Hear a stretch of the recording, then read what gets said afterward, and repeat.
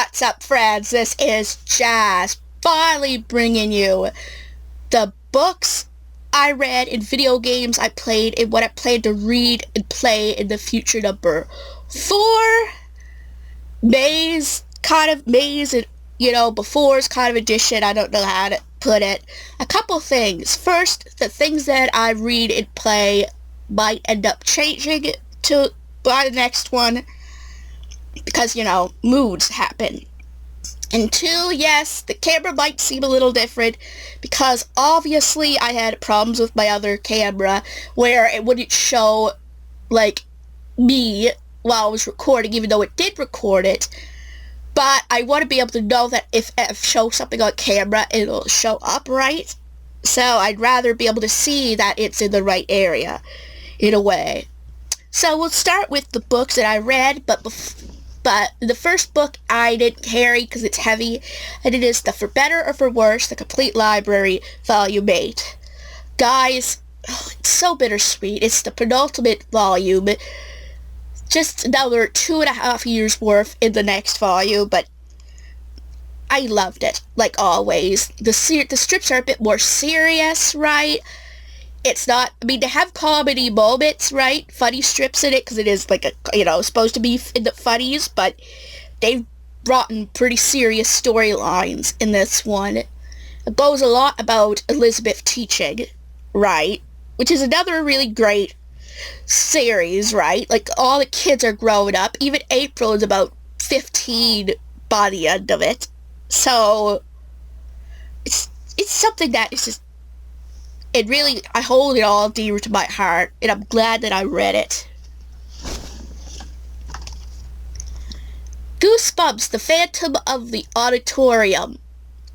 What do I say, guys? It's a Goosebump book. But I love the story and the characters in this particular one, right? But again, the whole fake out twist, at this point, is kind of getting old to me. I know it's going to continue happening, so I kind of am prepared for that. So it's usually based on the story alone, whether I really like it. And again, all the characters are likable, even the quote-unquote villain, right? His backstory, well, there's more than one villains, but, the situation of one of them is sad, and the backstory of the other is heartbreaking. So you could kind of feel for both of them to some degree, right? And so we'll just say for kids, this would be great, right? They would probably just, enjoy it a lot. The whole theater aspect is interesting, too. I was in the plays once in high school, so it kind of relates to me in a way, minus the spooky elements to it. So it's a story I could really relate to. So guys, check out this one if you have the chance.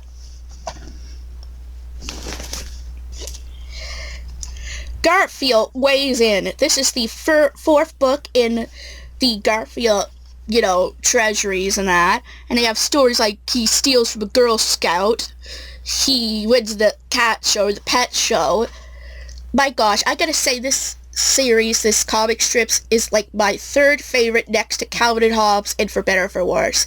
And I know you could argue, but I have a lot of Peanut stuff. Well, I never got to read the strip, and I'm sure if I read more of them, I would really like it, and maybe it would trump this.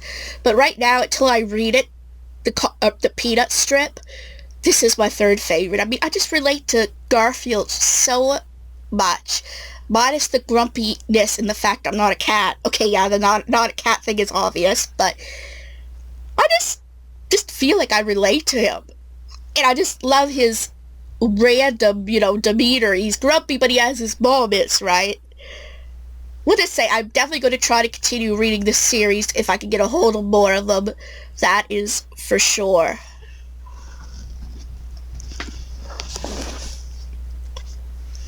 Charlie and the Chocolate Factory. Guys, to start, this is a book that everyone should read at least once. It's amazing. It is easier, I think, than James and the Giant Peach when it comes to the vocabulary. There are still some odd words there, but it doesn't take away from the experience. In a way, I can understand it for the most part, and I can just absorb the atmosphere, which is important in books like these, that you have to, the environment, you have to kind of put yourself in to enjoy it. Most of the characters, okay, yeah, the four brats are kind of unlikable, but Charlie and Willie and Grandpa Joe, fabulous, right? And I guess I actually liked Mike TV in this one too. Yes, he was a brat, but he had some funny lines in there. He was more of the critic type of person. You're like, is this really possible? You know, I thought that was hilarious. Yes, of course he was eliminated for a reason, right? He would not be good to run the factory, but at least in this book, he was probably the most likable of the ones eliminated. But actually, this book is also closer to Johnny Depp's version of the movie. And I hate, for those who love Gene Wilder's, I apologize. I see merit in it, but I just don't like it as much. Maybe for the conflict with Charlie in the end, the way that Willie handled it. This one, it's like, oh, you're the last left, you won. Kind of like with Johnny Depp's version, and I liked the ending. But that isn't just the only reason, but just say, the fact that Johnny Depp's version got it closer to this gives it some points to me, because I absolutely loved this book. And I would read it again at some point if there was nothing else to read, but I usually am trying to go on to other books. The Babysitter 2. Guys, I finally finished it. And funnily enough, I thought that this would be the end originally, you know, the first two, because I was able to at least read this one. We'll just say, if you've seen my other unboxing, I ordered the third. Yeah, and that might go on the list too, maybe. I don't know for sure. You'll see it in a minute if I do. But yeah, I loved this. How do I explain it? Like, poor Jenny goes through so much. And when you think about it, in this part 2, she seems to go through worse in a way. She's already paranoid by the first incident. And then she literally, in the end, almost dies by someone she thought she could trust or wouldn't cause her harm anyway. So yeah, the poor girl has a lot of trauma going on. But again, guys, this series, The Babysitter and The Babysitter 2, is a darker, you know, Goosebumps, and maybe a little less stupid, fake reveals. There are some fake reveals, but they're more threatening in a way, so you feel a little bit more, like, you care about them a little bit more in a way, because this whole vibe is a lot darker. And the final book that I read, yes, guys, the Book of 3. What do I feel? It's a great book, right? If there's any problems with it, it is all Jazz problems. They have a lot of atmosphere, like a lot of descriptive words, and the thing with me is, I need to know. Like, I know I could just argumentatively read over things, right?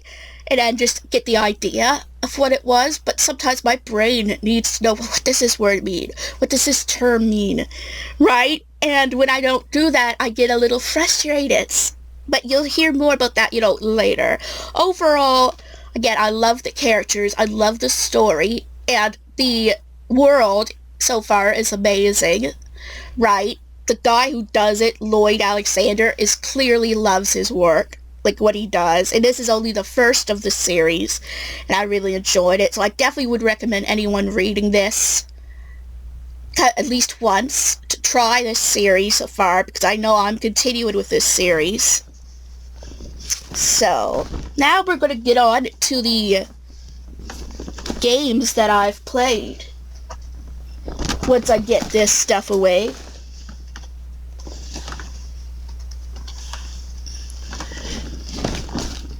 Aha! Pokemon Shining Pearl.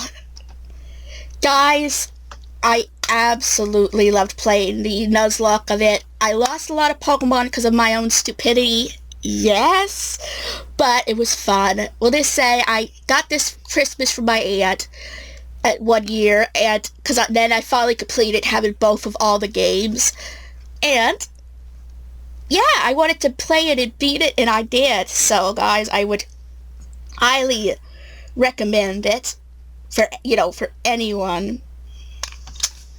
Now, the last two games I'm going to bring up, the digital, of them. The first one was Unpacking.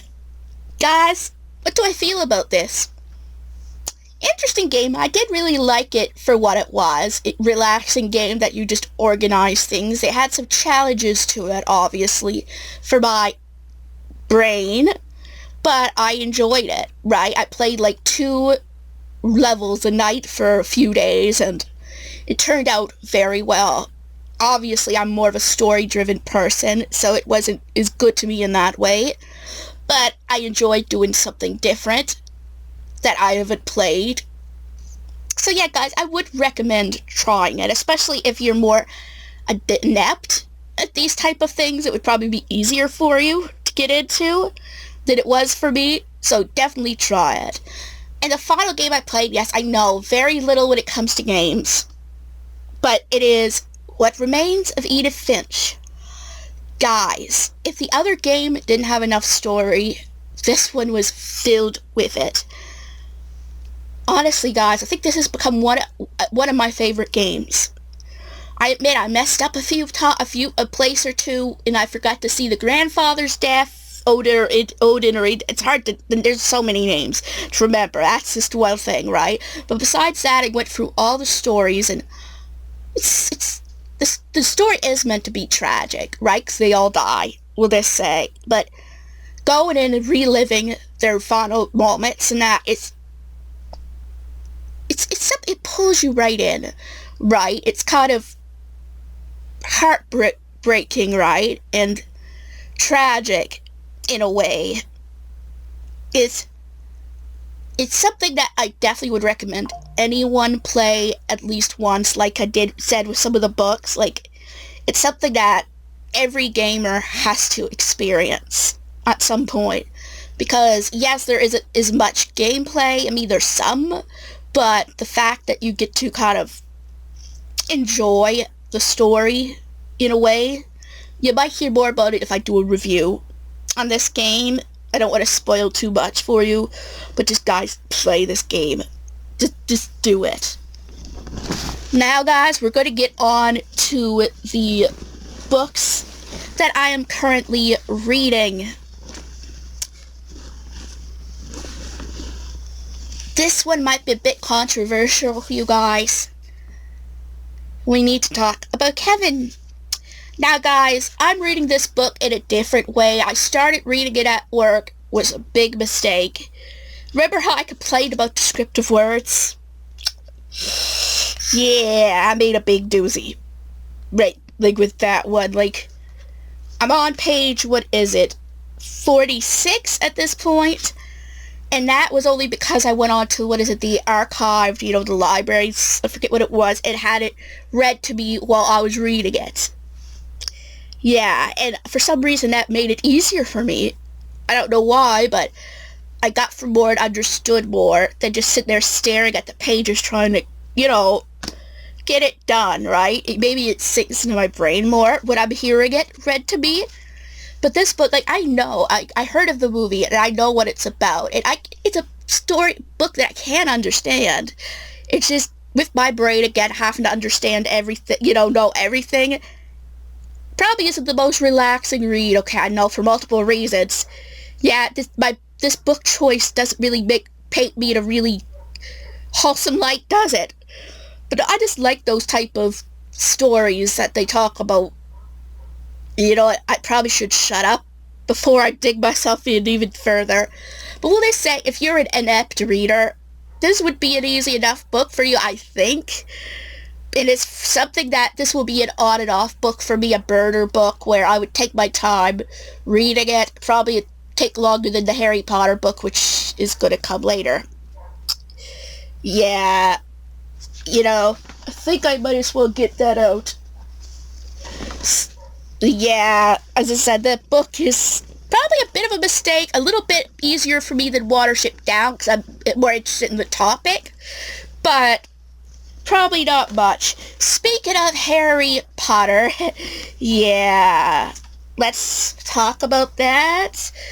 I made some progress. I'm on page 415. I know, only about 30 pages more. I should be doing better. But, and I will, it's more that I've been interested way more in other books. So I really just need to sit down and read it because I do like the story. I just, with my brain, it keeps bouncing when it shouldn't. Telling me, oh, you'd rather do this instead. I mean, guys, you don't realize how annoying that is for me. But anyway, I am enjoying this series so far, and it's also bittersweet that this is the last book. Unless I find this Cursed Child thing they've been releasing. But yeah, as I said, I made some progress in there, just not enough, I think.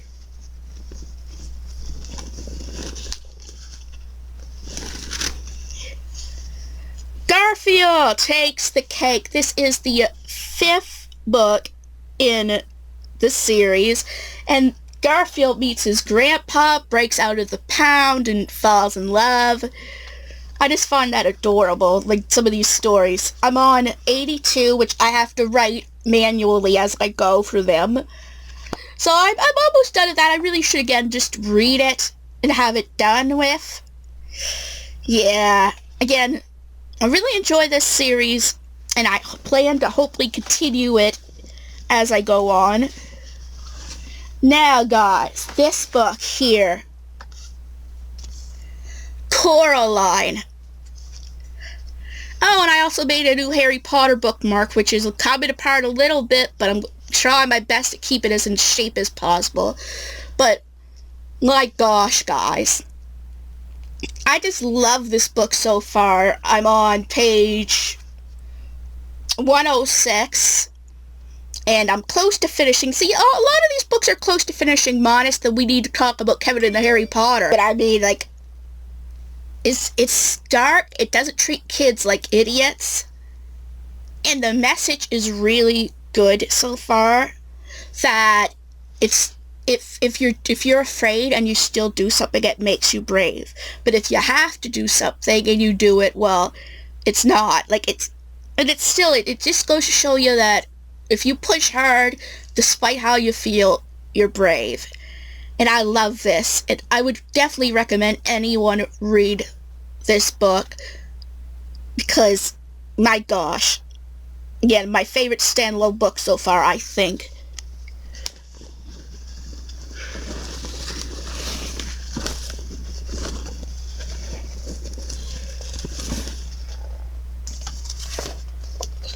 Homicidal Psycho Jungle Cat.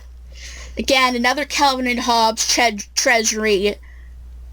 Again, my second favorite strip, and I'm looking forward to reading that maybe as soon as I finish reading the Garfield one. It's a little bit more complicated than Garfield in the, the descriptive words, but I'm getting better at bypassing those things, so I probably should enjoy this like okay enough if I enjoy Calvin and Hobbes as much as I do.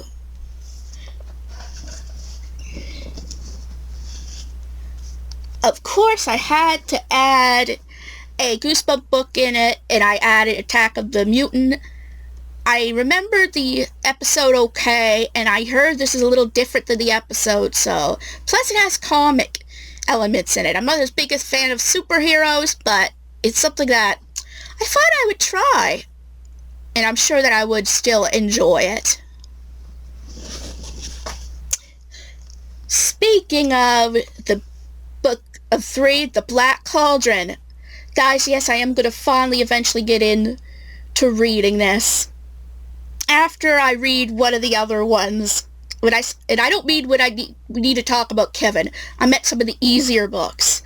Because my gosh, so we need to talk about Kevin is going to take a long time for me to read.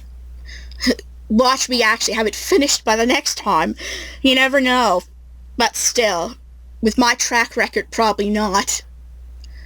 But anyway, I hear this is the best book in the series by the Unman 64, so if the first one impressed me enough to continue this series, this should really boost my interest in the series. So I'm looking forward to reading that. And alright, we have The Snow Queen by Hans Christian Andersen. Frozen is very, very, very, very loosely based on this. Actually, I like the idea of this story more than I do Frozen. Yeah, I hear the boos coming already, but come on, guys. It's an epic journey of a girl going to save her best friend, whose heart was, like, frozen by a mere shard, by this evil queen taking to her castle. Okay, yeah, I know everybody wants to say the whole thing, but I just love the adventure element of it and the friendship element of it. I'm looking forward to reading this, and it seems short enough in this version of it anyway to have more of a quick read than anything. So, and the final book. Yes, I foreshadowed it. The Babysitter 3. I had to add it to the list, guys. I did, because I'm really enjoying the series. Again, it's a series that I never thought I would continue fully, but I am so far. But this time, one of the main characters is her cousin Deborah. I'll give it that much, so there's more haunting things happening to her. But I'm just looking forward to seeing how this all goes. I mean, it's more of an older version of Goosebumps. Like, it still is a teen, a young teen book, but it still has more dark subject matter, which again is right up my alley, as you know. We need to talk about Kevin. But, I mean, I am looking forward to seeing how this goes, and maybe I think there's one or two more of these. I might continue if I like it enough. So, now that I've gotten to the books that I want to read, let's get on to the games that I want to play. Well, guys, the first game I have that I'm playing here is Pokemon Black. Yes, I'm doing a garbage run, not a Nuzlocke, but a garbage run where I'm playing only with those that I saw a list of that the stats are under a certain amount. And I'm enjoying it so far. I'm using Pokemon I never thought I would use, like Liepard, Watchog, but I might replace him with Minccino eventually, but Watchog has been pretty good to me.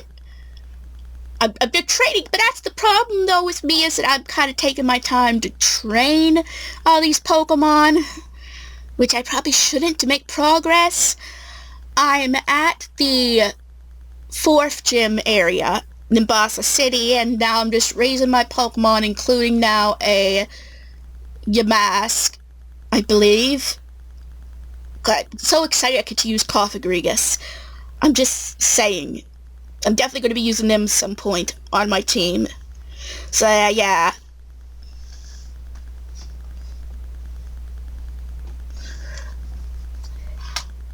The next game, Pokemon Violet.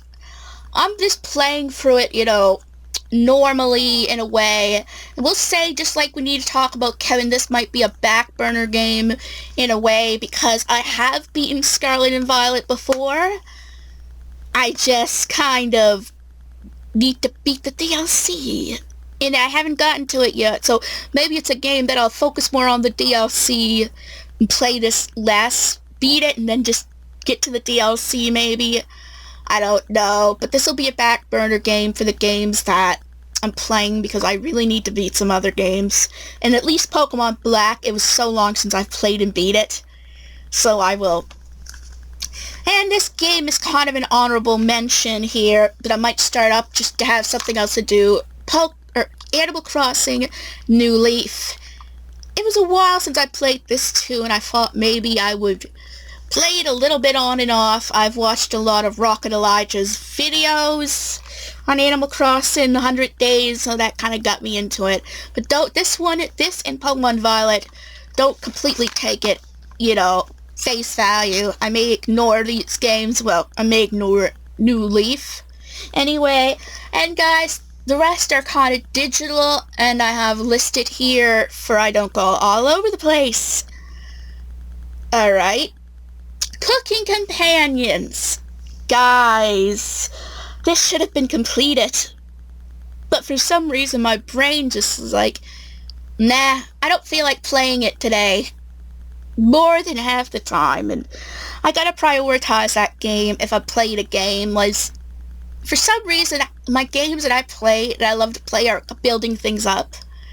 Like, I need to feel some accomplishment for the adrenaline, if you know what I mean. So maybe that's why Cooking Companions didn't quite appeal to me. That, and it was on a computer. I mean, I beat What Remains of Edith Finch and Unpacking, and they weren't those type of games. But they both were on the Switch. So maybe, for me, it has to be a game that you build, things up. And if it isn't, it should be a game on the Switch. Yes. But I want to try to get out of that, to play it a bit.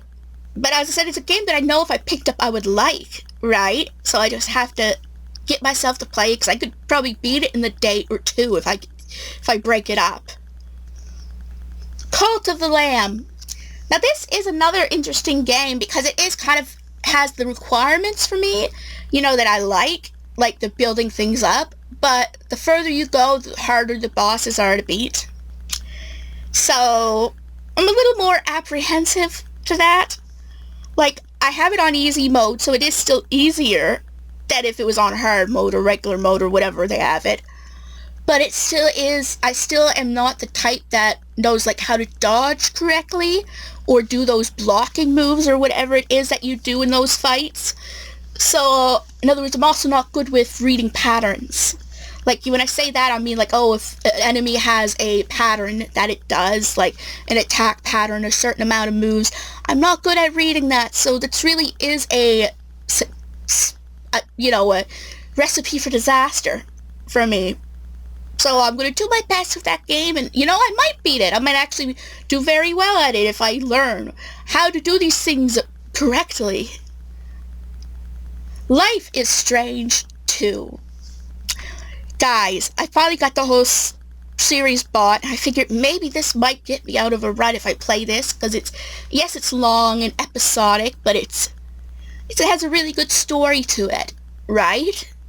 So maybe it's something I'll play. I probably won't beat it by next time, but maybe at least it's something I'll say I made progress in the next time. The story I hear is really good.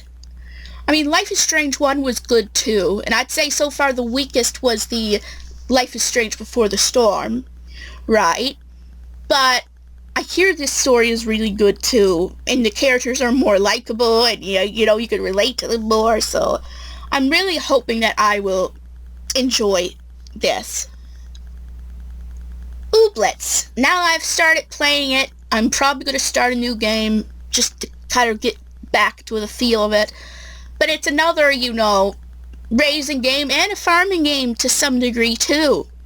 So it's everything, the monster raising, the farm. It's a game that I know I can play.